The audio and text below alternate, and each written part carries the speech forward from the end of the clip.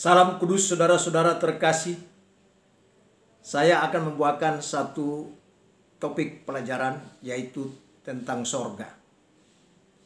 Sorga ini sangat penting karena banyak orang juga ternyata belum tahu apa benar sorga itu ada atau tidak. Ada yang bertanya, apakah benar sorga ada? Kalau ada, di mana sorga itu?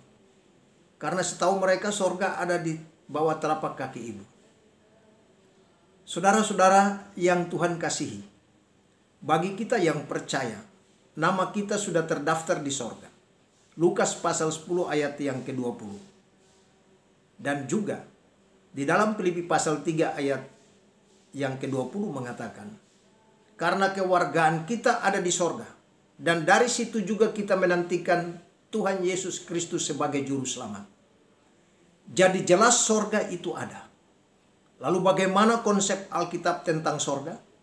Ikuti penjelasan saya. Saudara-saudara yang terkasih, di dalam bahasa Yunani, kata sorga adalah kuranos. Kata ini sama dengan samayim dalam bahasa Ibrani, yang berarti tempat tinggi. Tempat yang maha tinggi, atau yang biasa kita lihat langit. Di dalam perjanjian baru, kata kuranos ini mengandung 3 pengertian. Yang pertama adalah udara, yang kedua adalah jagat raya, yang ketiga adalah tempat Allah bersemayam. Nah, yang pertama udara. Udara yang dimaksud adalah atmosfer yang mengelilingi bumi. Dari udara ini bisa diperoleh embun. Dalam Ulangan pasal 33 ayat yang ke-13, di sana bisa kita temukan air es. Ayub pasal 38 ayat 29. Di sana juga kita temukan salju. Yesaya 55 ayat 10. Angin. Mazmur 78 ayat 26. Guntur. 1 Samuel pasal 2 ayat 10. Kemudian kategori yang kedua dari sorga itu sendiri adalah jagat raya. Jagat raya yang dimaksud adalah langit yang diciptakan Allah bagaikan sebuah ruangan yang sangat luas tanpa ujung.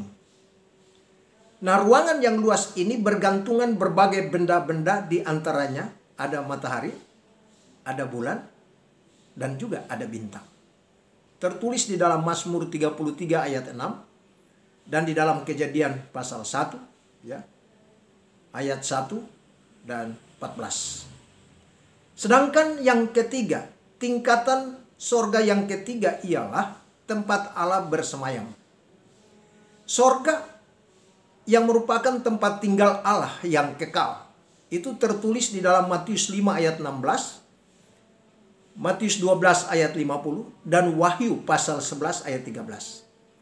Tempat Allah bertahta, Yesaya 66 ayat 1, Mazmur 2 ayat 4, dan tempat Allah melaksanakan hukuman, Kejadian 19 ayat 24, Yosua pasal 10 ayat 11, tempat Tuhan Allah menurunkan berkat, Keluaran 16 ayat 4, tempat Allah menilai manusia, Mazmur 14 ayat 2, Ulangan 26 ayat 15, dan tempat tinggal kekal yang disediakan bagi kita yang percaya kepada Yesus. 2 Korintus pasal 5 ayat 1. Saudara-saudara terkasih, jemaat yang ada di rumah masing-masing, Paulus pernah mengemukakan pengalaman seseorang yang dikenalnya. Sebenarnya yang dimaksud adalah dirinya sendiri. Dia pernah mendapat penglihatan bahwa orang tersebut pernah pergi ke tingkat 3 dari sorga dan mendengarkan kata-kata yang tak terkatakan dan tidak diucapkan manusia. Tertulis dalam 2 Korintus pasal 12 ayat 2 sampai dengan ayat yang keempat.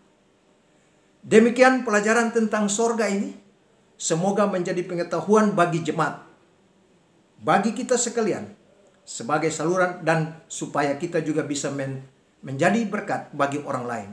Bila mana orang bertanya tentang sorga, kita sudah dapat menjelaskan secara alkitabiah. Demikian firman Tuhan ini. Tuhan Yesus memberkati. Salam kudus.